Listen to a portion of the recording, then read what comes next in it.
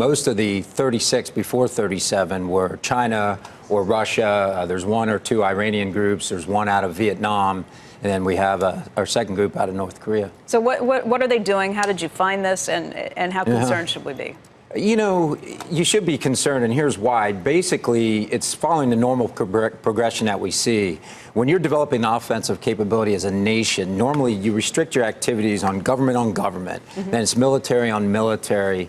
And we've seen APT-37 since 2015, but they've been operating since 2012. And they decided just recently to stop doing just military against military, and they're starting to hack the private sector, and they're also starting to hack off the Korean peninsula. So they've gotten good enough that they're tier 1 targets.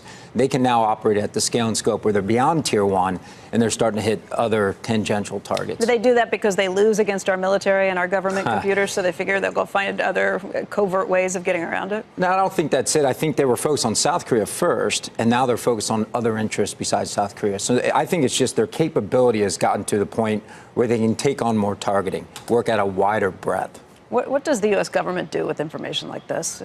You know, you need to be aware of it because you want to be able to defend against it. But it's a tough one. I mean, because of the anonymity on the internet and because every modern nation's following different rules of engagement, you got to be aware of the threat intelligence. You got to be aware that they exist. But I'm not so sure there's risks or repercussions to what the North Koreans are doing in cyberspace. Well, that's what you bring up, this idea that there used to be almost rules of engagement. Right. That doesn't seem to be the case anymore. When you think about the Russians being potentially involved trying to sway elections, not just here, but other places too. It's definitely different. You know, when I was responding to breaches in the military in the 90s, you could expect what the Russians would do. They'd hack military against military, and whenever we caught them, they kind of went away. That was the rules of engagement. They may not have been written, but they were followed.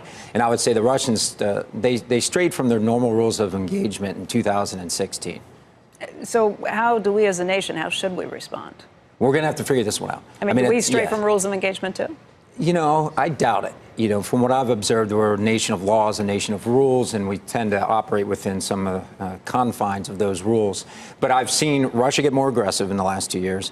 China's actually dialed it back a notch, so we're kind of figuring that one out. But North Korea is one we got to worry about because we don't know what they're going to do. Why has China dialed it back a notch? What happened? Well, I think there's a lot of different things. You know, 5 years ago, yesterday, we released a report on APT Unit 61398, that kind of with the New York Times exposed. I remember the front page of the New York Times had the pictures. Yeah. I didn't think anybody would care about cybersecurity, but they did. And what we learned from that is when you expose a group and you get modern nations to have bilateral conversations, you can make a difference. And that happened with China.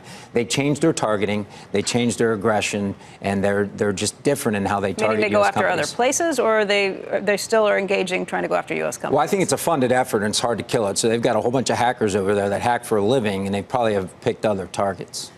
With North Korea, I mean, just the idea that they used to focus on South Korea, now they're focusing on us. Is that a reflection of the heightened tensions between our two nations? It took me 18 years to figure this out, but it's absolutely the case. As we respond to breaches around the world, they are absolutely tied to geopolitical conditions.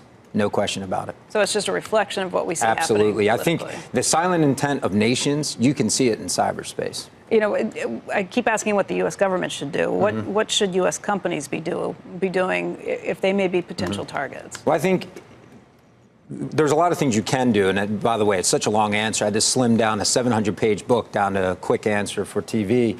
But at the end of the day, you need to be aware of these threats. Most U.S. companies are not going to be targeted by North Korea right now. But if you can be hacked, you will be hacked. There's a thing called crypto mining right now where the North Koreans are trying to break in basically anywhere so that they can get money. They want Bitcoin. They want some kind of digital currency.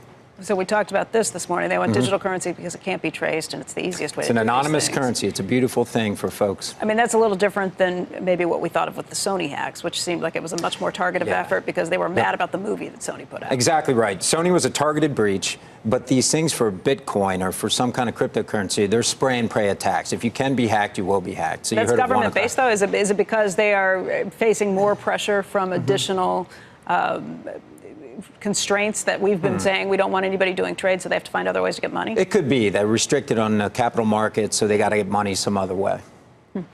Of all the countries we worry about, who do you put at the top of the list? And I ask this because Saudi Arabia came out over the weekend and said Iran. Iran's been very active. I could tell you this. Russia's probably the best at it. From what we see, Russia's got the best counter-forensics. When they want to operate below the radar, they can do so. But 2017, to me, was the year of Iran. We're out of the blue. We just responded to more breaches from Iran than any other year. We didn't see them until about 2008. But when you get to operate unfettered for nearly a decade, you get pretty good at this. So Iran's definitely emerged on the global scene hacking.